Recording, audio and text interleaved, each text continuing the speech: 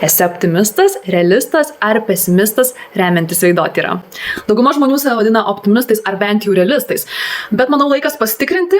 Paimkite veidrodį į rankas ir pasižiūrėkite, kokios yra jūsų akys ir lūpos. Jeigu akių išorinis kampas eina aukštyn, lyginant su vidiniu, esate optimistas ir optimistiškai žiūrite į gyvenimą. Jeigu akių padėtis yra tiesi, tai yra abu akių kampai eina vienoje pozicijoje, esate realistas, o jeigu išorinis akių kampas įsvyrantis žemyn, esate ganėtinai pesimistiškas žmogus. Lūpos gali papildyti šį parametrą. Stebėkite savo lūpas, kokios jos natūralioje pozicijoje. Jeigu lūpų kampučiai yra kylantys aukštyn, esate optimistas ir kalbate ganėtinai optimistiškai bei pozityviai, o jeigu lūpų kampučiai svyra žemyn, esate pesimistas ir ypač tai demonstruojate savo komunikacijoje. Taigi, pakomentuok, kas esi remiantis veidotyra, optimistas, pesimistas ar realistas, ir jei nori sužinoti daugiau apie savo veidą, apsilankykite veidas.lt.